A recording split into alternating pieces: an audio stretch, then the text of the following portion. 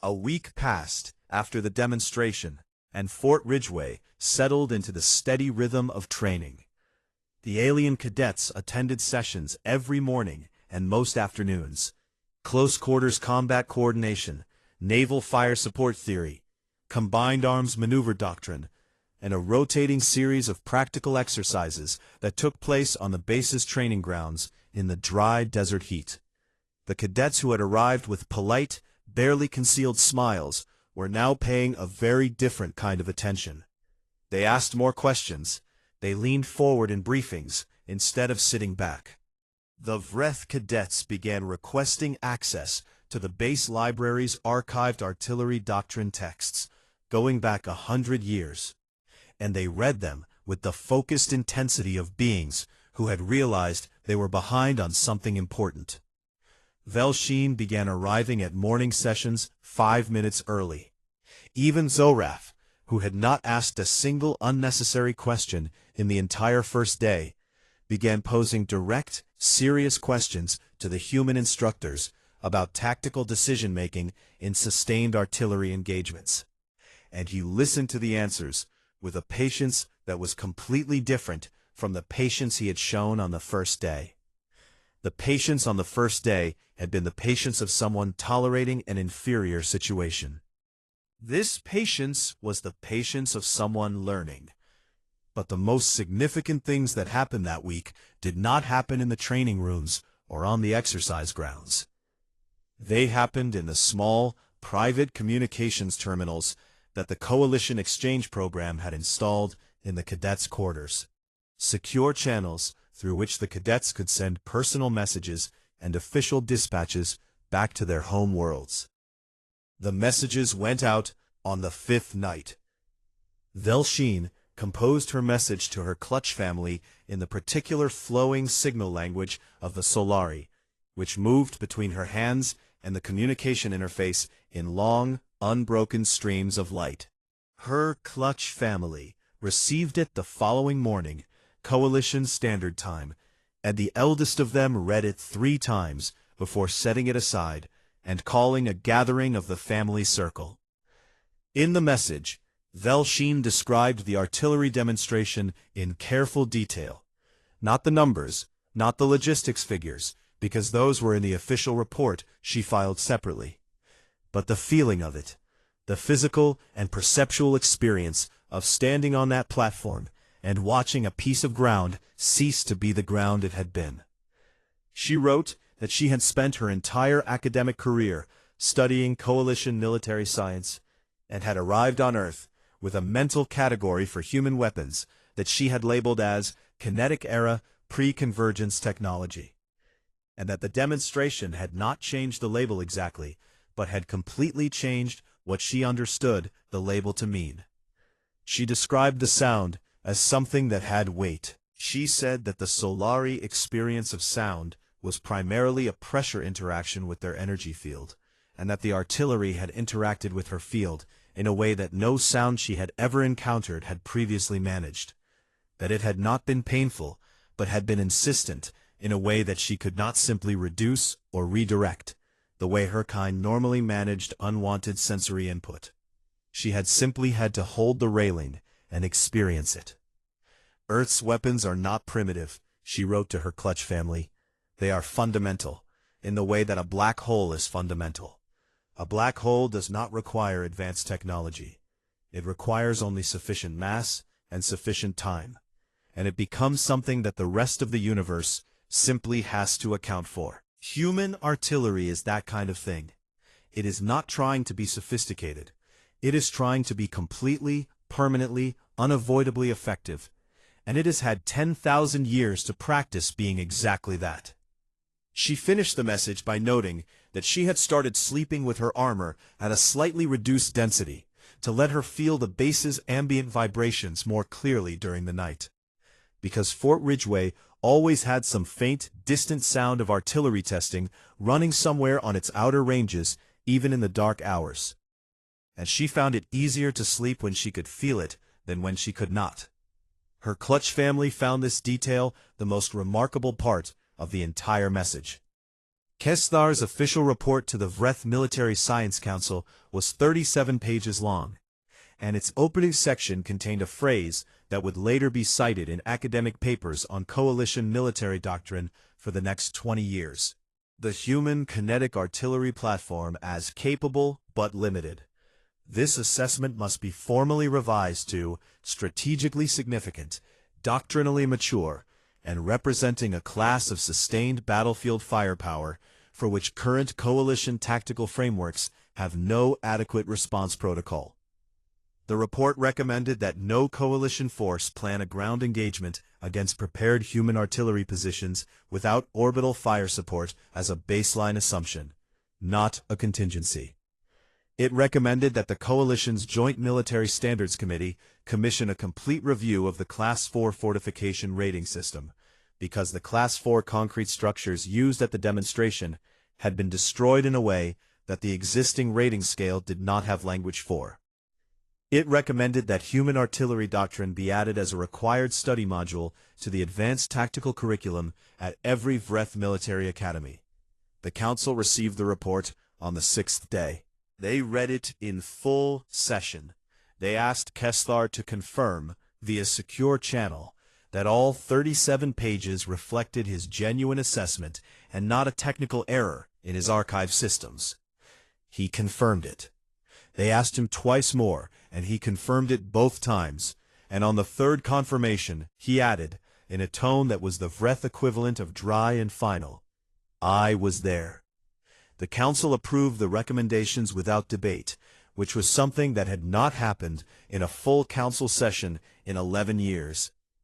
Zorath's message was private and was addressed to his younger brother, who was a second-year military cadet at the Kethdan War Academy on their home world. It was short, because Zorath had never been a being who used more words than a situation required. And this situation, he felt, did not require many. "I made a mistake when I arrived here," he wrote. "I looked at the humans and saw what they lacked. No energy weapons, no cognitive warfare capability, no physical gifts of strength or armor or speed beyond what any average creature in the galaxy possesses. And I filed them in the category I use for species that are not yet serious." He paused in the message for a moment, and his brother would later say that he could feel the pause in the way the message was structured. Could feel his elder brother sitting in a small desert room at night, thinking carefully before continuing. "I forgot to ask what their hands had built during the 10,000 years they spent surviving each other. When I saw the answer, I gave them the salute. All 4 arms, and I meant it without reservation, which is something I have done for very few beings in my life." He told his brother to write down 3 things and keep them somewhere he would see them regularly. The first, never confuse simple with weak, because the simplest answer to a problem is very often the answer that has survived every attempt to replace it with something more complicated. The second, any species that spent 10,000 years at war with itself before it discovered the rest of the galaxy did not do so by accident. And the weapons that survived those 10,000 years survived because they worked, not because they were sophisticated. The third, the hearing protection. He told his brother about the hearing protection, and he told him to remember that Sergeant Major Okonkwo had handed it out on the first day, before anyone had asked a single question, before anyone had been told what the demonstration would involve, before any numbers had been given, before any of them had the slightest idea what was coming. She had simply handed it over with quiet certainty and said they would want to wear it. The ride back to Fort Ridgeway was very quiet. It was the same convoy, the same road, the same flat desert rolling past the windows in the early morning light. But the inside of the transport felt completely different from how it had felt on the way out. On the way out, the alien cadets had been composed and settled in their assessments and quietly confident in what they were going to see. On the way back, they were none of those things. The Vreth cadets did not click to each other. They sat with their compound eyes unfocused in a way that suggested their neural archives were running hard, sorting, resorting, cross-referencing data against prior models, finding that the models kept returning errors. Kestar in particular sat very still and stared at the middle distance with the expression of a being engaged in a private argument he was not winning. Velshine's armor had not returned to amber since the demonstration began. She cycled slowly between deep blue and a muted gray-green, colors that her species used when processing something that had exceeded their prior estimate of a situation. She held the hearing protection device in both crystalline hands and turned it over slowly, not looking at it, the way a person holds something small when their mind is somewhere much larger. Zoraf sat with his forearms in his lap and looked out the window. His face showed nothing, the flat, careful blankness of a senior warrior who had decided that his face was not going to show anything until he had figured out what the appropriate thing to show was. But he was gripping one of his own wrists with his lower left hand without appearing to realize he was doing it, and the grip was firm. The convoy pulled through the main gate of Fort Ridgeway at 0740, and by 0800 the alien cadets had been given water, food suited to their respective biologies, and 30 minutes of quiet time in their assigned quarters. At 0830, they were directed to the main briefing room. Okonkwo was already there when they arrived. She stood at the front of the room beside a large projection screen, dressed in the same pressed uniform, with the same hands clasped behind her back, and the same calm expression she had worn since the moment they landed. On the table in front of her was a plain folder, a datapad, and a ceramic mug of coffee that was still producing a small amount of steam. She did not look like someone who had just overseen the destruction of a significant section of the Mojave Desert. She looked like someone who had a scheduled meeting and was prepared for it. The alien cadets took their seats. Okonkwo opened the projection without preamble and began the debrief in the same way she began everything else, directly, clearly, without introduction or performance.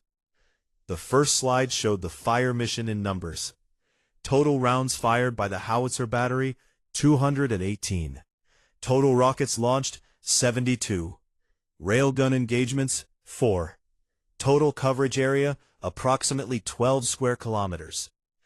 Estimated time to render that area impassable to any known infantry formation, 11 minutes. She paused and let them look at the numbers. Kestar was doing calculations. His compound eyes had refocused, and his posture had changed. He was leaning slightly forward, which for a Vreth was the equivalent of a human sitting up very straight, and his neural archive was running the figures against coalition military benchmarks, with the focused speed that made the Vreth so formidable as analysts. The second slide showed target assessment. The concrete hardened structures that the railgun had engaged were rated at Coalition Standard Class 4 fortification strength, the same rating as the primary defensive installations the Coalition used on its own military installations. The post-strike imagery showed them at Class 0, which was the category the Coalition assessment system used for not structurally present anymore. Velshine stopped turning the hearing device in her hands. Okonkwo brought up the third slide, and this was the one that changed the room. It showed logistics and sustainment figures, supply chain data, ammunition stockpile numbers, resupply timelines, and at the bottom of the slide a single line that sat there in plain text and did nothing dramatic, and did not need to. Human artillery forces could sustain the rate of fire demonstrated that morning for 72 hours continuously before requiring resupply under standard operational conditions. With pre-positioned supply caches, a standard practice in human military doctrine going back more than a century, that number extended to 144 hours, 6 days. Kestar stopped calculating and looked up from the slide. One of the other Vreth cadets made a very quiet sound that the translator unit flagged as a direct equivalent of the human expression, "That cannot be right." And then he checked the calculation himself, and made the same sound again, softer this time. The Keftan's most comparable heavy artillery system, a vehicle-mounted plasma projector battery that was considered elite equipment by Coalition standards, could sustain maximum rate of fire for approximately 6 hours before requiring power cell replacement and a full system cooling cycle. At sustained operational tempo, not maximum, it could manage perhaps 14 hours before mandatory rest protocols activated to prevent equipment failure. 72 against 14. Zorath looked at the slide for a long time. His iron-colored eyes moved from the human figure to the Coalition comparison figure and back again, slowly, the way someone rereads a sentence they understood perfectly but still want to read again because they find the information inconvenient. Okonkwo let the silence hold for a full minute before she continued. She brought up the final portion of the briefing, a summary of the principles behind human artillery doctrine. She explained it in the same quiet, factual voice she used for everything else. Kinetic weapons used chemistry and physics, both of which were abundant and well understood and had been refined over thousands of years of continuous development. The manufacturing base for artillery ammunition was distributed across every inhabited continent on Earth. The raw materials were common. The production processes were fast. The logistics networks for resupply had been built over generations and were deeply embedded in Earth's civilian and military infrastructure alike. It was not glamorous. It was not exotic. It did not require exotic matter or advanced energy systems or technologies that only a handful of species in the galaxy fully understood. It was just physics, applied with 10,000 years of practice, backed by an industrial base that had been built to sustain it, and operated by soldiers who had grown up in a civilization that had spent most of its existence at war with itself, and had therefore become very, very serious about not running out of ammunition. Velsheen finally spoke. "You do not use energy weapons because you chose not to?" Okonkwo looked at her. "We use energy systems in other areas of our military," she said. "But for artillery, we use what works reliably under every condition, what we can produce at scale, and what we can sustain." She paused.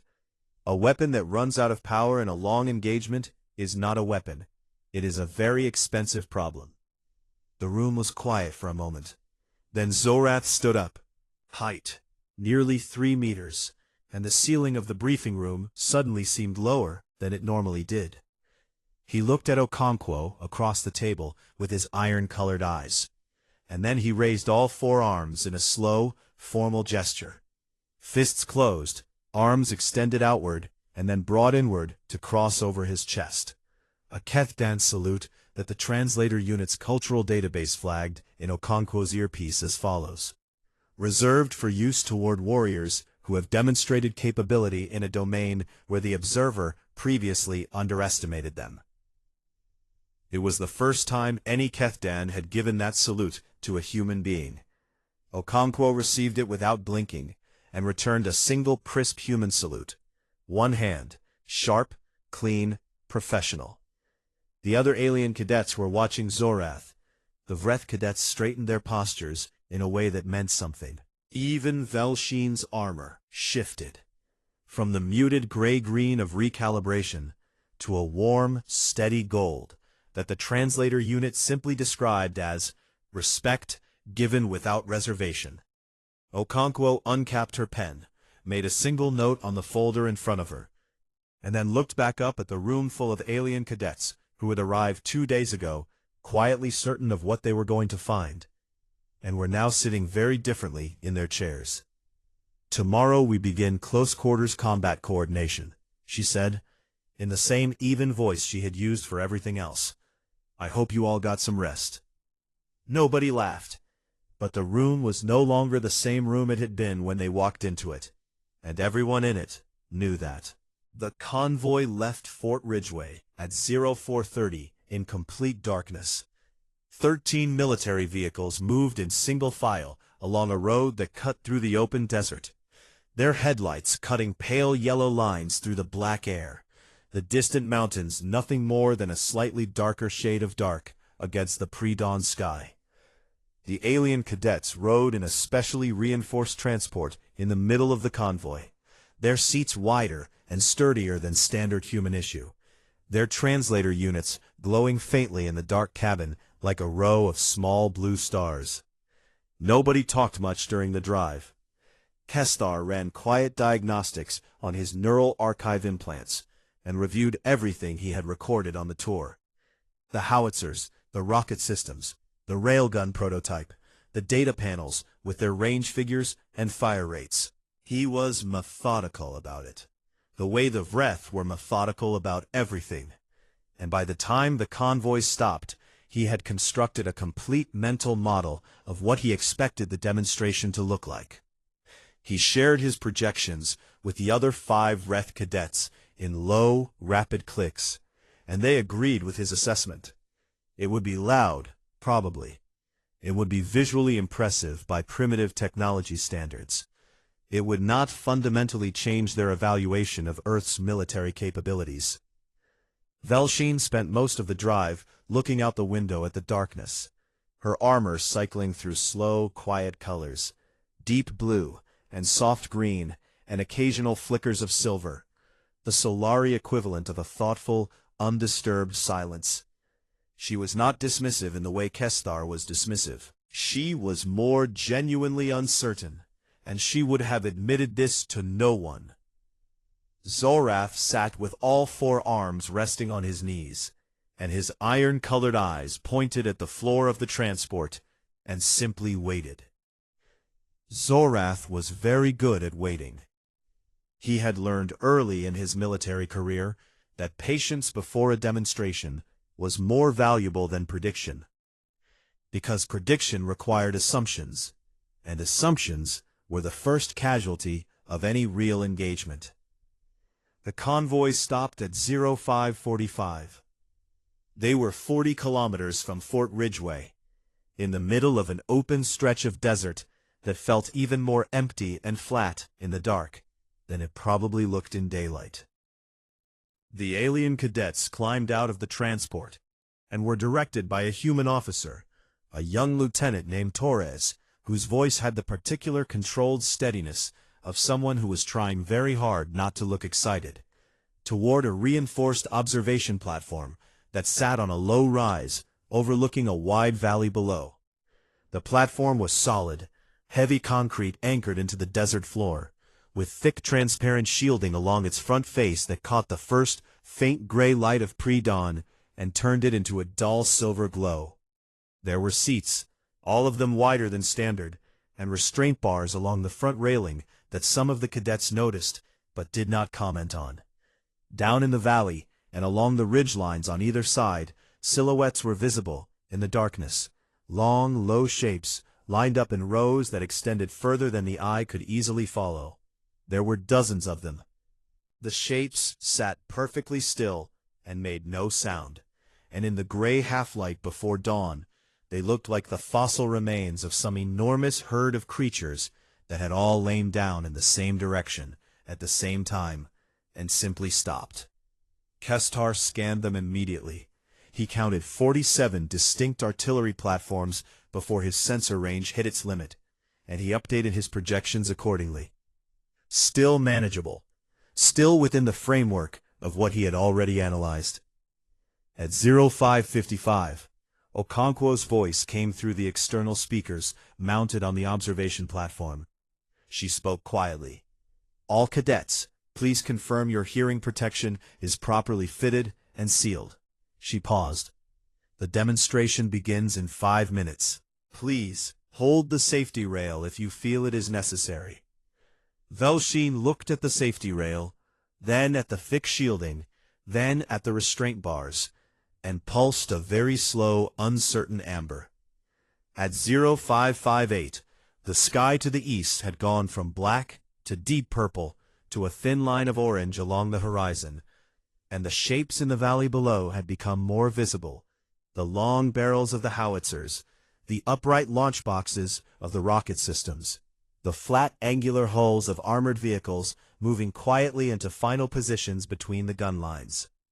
Human ground crews moved among the machines like shadows, checking and confirming and stepping clear. The aliens waited. At exactly 0600, Okonkwo's voice came back through the speakers with 2 words only: fire mission. The first howitzer fired. The sound was not like anything the alien cadets had a reference point for. It was not an explosion in the usual sense.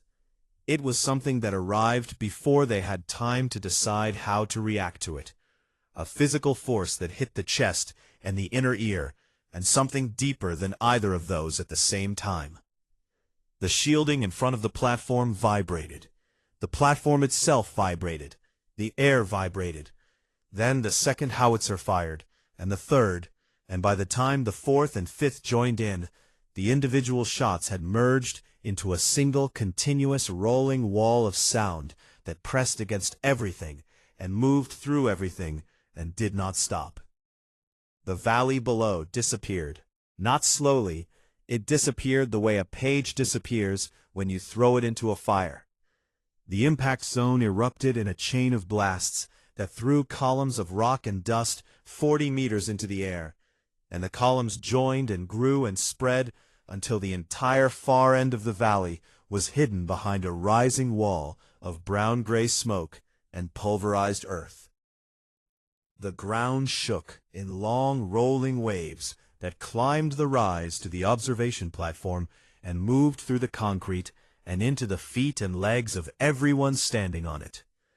Zorath's grip tightened on the safety rail. He did not decide to do it. His hands simply did it on their own, which was something that had not happened to Zorath since he was a very young cadet on his first live-fire training exercise on his homeworld, and the memory of that surprised him enough that he actually registered it. Then the HIMARS systems fired.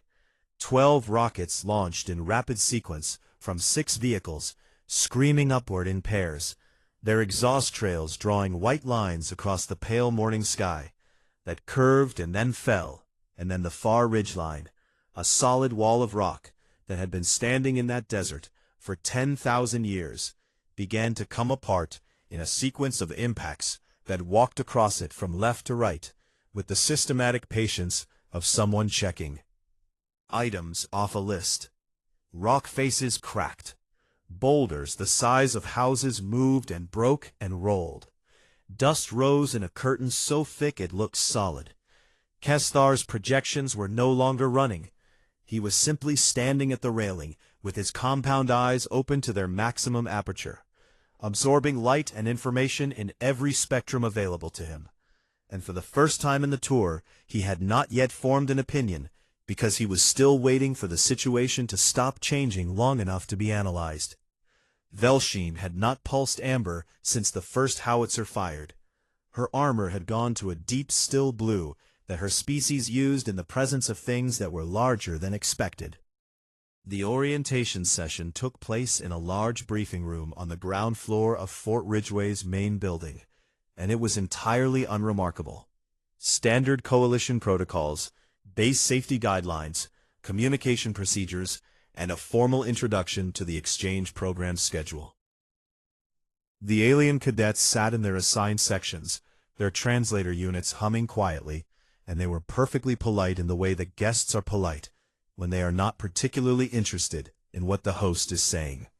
The Vreth cadets took notes with mechanical efficiency. The Solari cadets pulsed softly in the cooled air of the room, their crystalline armor dimming slightly in the fluorescent light. Zorath sat with all 4 arms folded across his wide chest and watched Okonkwo with his iron-colored eyes in a way that was attentive but not impressed. The way a senior examiner might watch a student present a report that was technically correct but not especially surprising. The tour of the base began the following morning at 0800. Sergeant Major Okonkwo led the group herself, moving at an unhurried pace through the outdoor corridors between buildings, her voice steady and her hands clasped behind her back as she described what they were seeing. The desert was already warm at that hour, the sky a flat and brilliant blue, the air carrying that same faint burnt metal smell that lived permanently in the soil of the base. The first stop was the historical wing, a long, open-sided structure that housed artifacts from 10 centuries of human warfare. Ancient weapons lined the walls and filled glass cases that ran the length of the building. Swords and spears and armor made from hammered iron. Crossbows with their thick wooden limbs and hand-wound mechanisms. Black powder cannons mounted on wagon wheels, their iron barrels pitted and dark with age. Flintlock rifles and bayonets and a dozen other instruments that had once been considered the cutting edge of what human civilization could produce. Velsheen drifted slowly along one of the glass cases and pulsed amber. She examined a medieval crossbow with what appeared to be genuine curiosity. "This is a projectile launcher operated by stored mechanical tension," she said to no one in particular, her translated voice carrying the gentle warmth of someone who had just found something charmingly old-fashioned in an antique shop. One of the Vreth cadets, the one with the bright compound eyes, whose name was Kestar, had already finished scanning the entire room and was filing his observations into his neural archive. "Pre-energy era weapons," he noted. "Mechanical and chemical propulsion systems, no directed energy capability, no field manipulation technology, no cognitive warfare elements." He paused for exactly 1 second and then added, "Historically interesting." Zorak said nothing, but he stopped in front of the black powder cannons for a long moment. He looked at them the way a person looks at something when they are trying to understand why anyone thought it was worth keeping.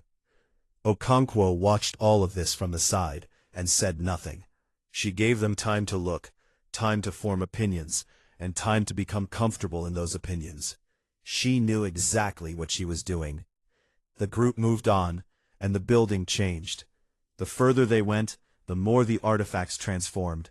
The flintlock rifles became bolt-action rifles, which became automatic weapons, which became precision-guided systems of increasing complexity and range. The displays began to include photographs and data panels. And the data panels showed numbers, range figures, rate of fire statistics, yield measurements that climbed steadily with each new era of development. But the real shift happened when they entered the modern artillery wing. The space was enormous, a high-ceilinged exhibition hall that opened at the far end to a wide outdoor display yard, where the larger systems sat in the desert sun. And the systems were large. M109A8 Paladin self-propelled howitzers stood in a row, their long barrels pointed at a slight upward angle, their armored hulls painted in a flat desert pattern that made them look like they had grown up out of the ground. M270 multiple launch rocket systems sat beside them, their box launchers closed and locked, looking solid and purposeful and not at all interested in explanation. Further along the yard, behind a yellow safety barrier, a railgun prototype sat on a heavy static mount, longer than most of the other systems, quieter looking somehow, with a barrel that seemed almost too simple for what it was capable of doing. Okonkwo walked them through each system with the same calm precision she had used for everything else. Muzzle velocity, effective range, payload type, rate of sustained fire, operational endurance. She used no dramatic language. She did not raise her voice. She spoke the way a person speaks when they are describing facts that do not need decoration, because the facts are enough on their own. Kestar was scanning everything, his wrist sensor running continuously, his compound eyes moving back and forth between the physical machines and the data readouts above each display. After a few minutes, he stopped in front of one of the HIMARS rocket systems and stood very still, which, for a Vreth, was the equivalent of a human tapping their chin thoughtfully. "The range on this system is considerable," he said quietly to one of his companions, "but the yield per launch is significantly below what our standard infantry support weapons achieve." His companion agreed. The Vreth consensus, delivered in clipped and efficient clicks between the 6 cadets, was that Earth's artillery represented a mature but ultimately limited approach to the problem of battlefield firepower. Impressive in its own historical context, but outclassed by the energy-based weapon systems that most coalition species had been using for generations. Velsheen hovered beside the railgun prototype for a longer time than she spent with anything else, her armor cycling through soft colors as she processed what she was reading. But even she seemed to arrive at the same conclusion.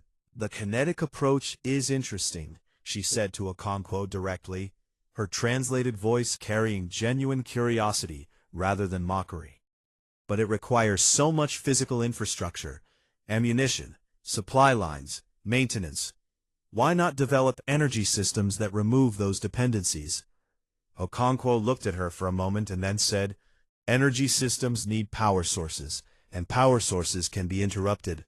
She let that sit for exactly 2 seconds before continuing.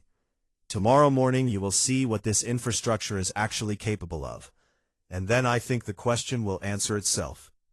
Velsheen pulsed a color that the translator unit flagged as mild skepticism. Zorath had been quiet through most of the tour, but as the group gathered near the exit of the display yard, he finally spoke, directly to Okonkwo, in a tone that was not rude, but was not especially careful either. "The systems here are well maintained, and clearly the product of serious engineering effort," he said. "But our standard infantry cadet carries a shoulder-mounted plasma projector with a theoretical output greater than several of these combined." He paused and looked back at the howitzers. "I do not say this to insult. I say it as an observation." Okonkwo nodded once. "That is a fair observation," she said. Then she reached into her jacket pocket and produced a small card, on which was printed a single line, a grid coordinate, and a time. She handed it to Zorath. "That is where you will stand tomorrow morning, and that is when we will begin." She looked at him calmly. "I would suggest sleeping well tonight." She turned and walked back toward the main building, and the desert heat settled around the alien cadets as they stood in the yard, surrounded by old iron and quiet machines. Machines that looked to every one of them like relics of a civilization that had not yet caught up with the rest of the galaxy. Not one of them slept particularly well that night, though none of them could have explained exactly why. The year was 2187, and the Mojave Desert had never felt so foreign. 3 alien transport shuttles touched down on the tarmac of Fort Ridgeway just before noon, and every human soldier on base quietly drifted toward the nearest window to get a look.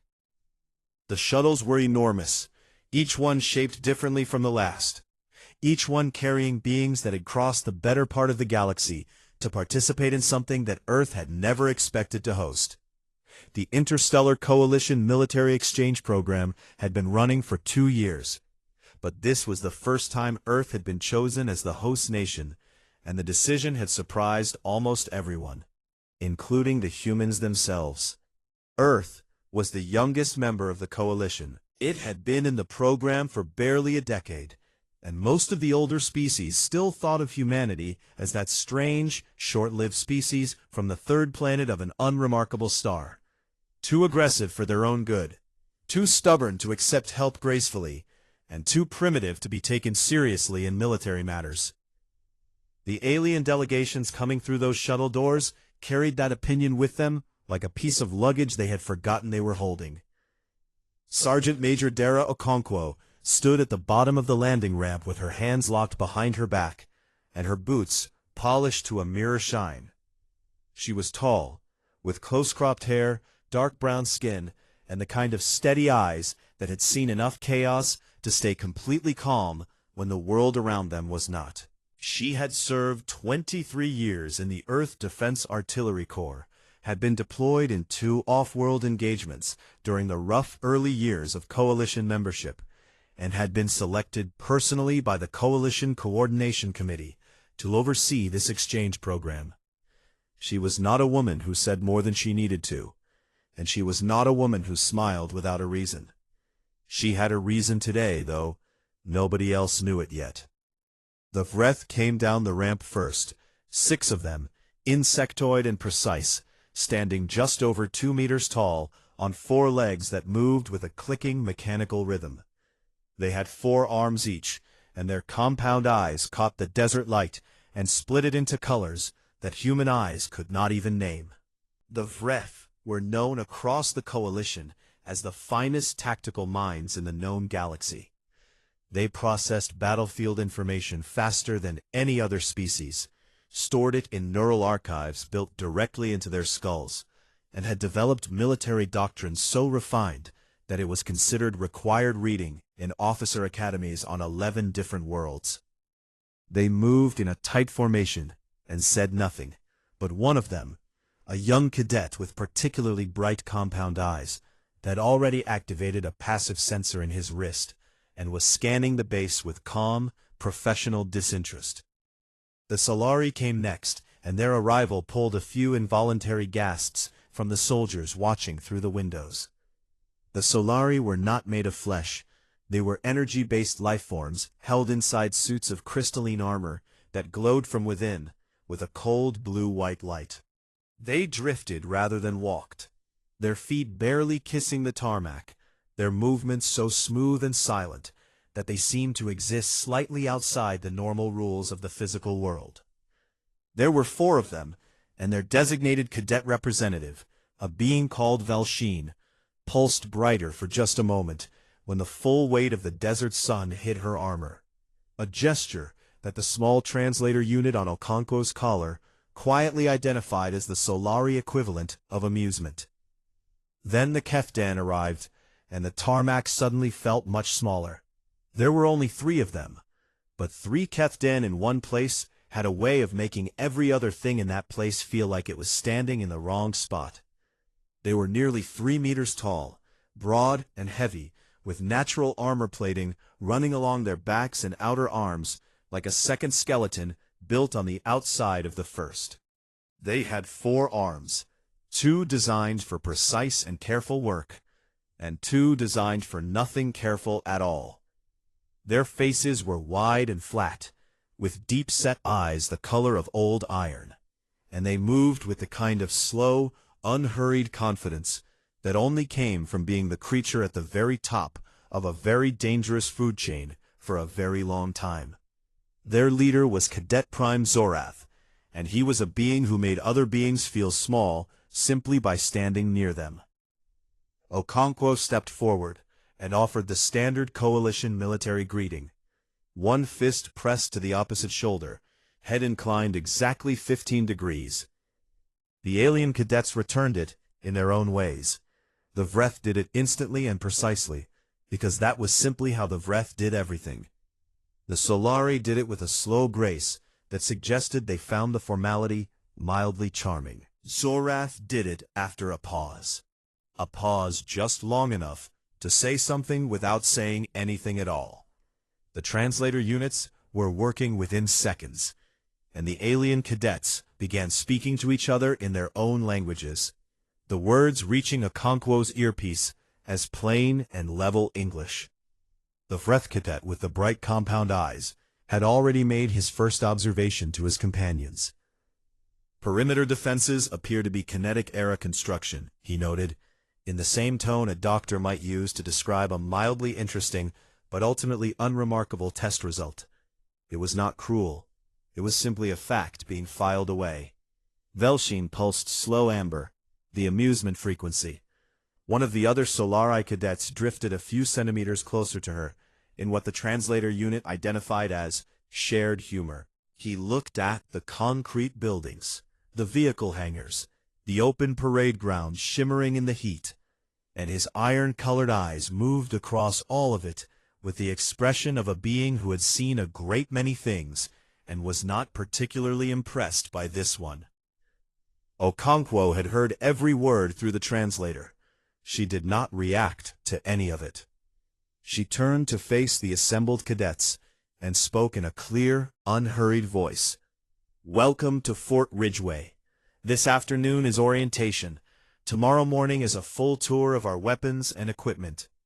The live fire demonstration begins at 0600 the morning after. Before we go inside, I have one item to give each of you. She reached into the hard case at her feet and began distributing small sealed packages, one per cadet.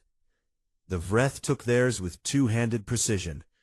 The Solari accepted theirs with floating grace. Zorath looked at his for a long moment, before his lower right hand closed around it. Velsheen opened her package immediately, held up the contents between two crystalline fingers, and pulsed amber again. These are hearing protection devices. Her translated voice carried the warmth of someone enjoying a small joke. Is your demonstration going to be loud? Okonkwo looked at her without blinking, and for just a fraction of a second, something moved at the corner of her mouth. Not quite a smile. Not quite nothing. You will want to wear them, she said, and then turned and walked toward the main building at a pace that invited no further questions. Behind her, the alien cadets exchanged glances across species lines, some amused, some curious, and at least one expression that was very difficult to read. The desert wind crossed the tarmac and carried with it a faint, sharp smell that had soaked into the soil of Fort Ridgeway over more than a century of use. The smell of propellant and burnt metal, and something older and harder that had no clean name. Not one of the alien cadets recognized that smell. Not one of them knew yet that they were standing on ground that had been shaking with the sound of guns since long before any of their species had looked up at the stars and wondered what was out there.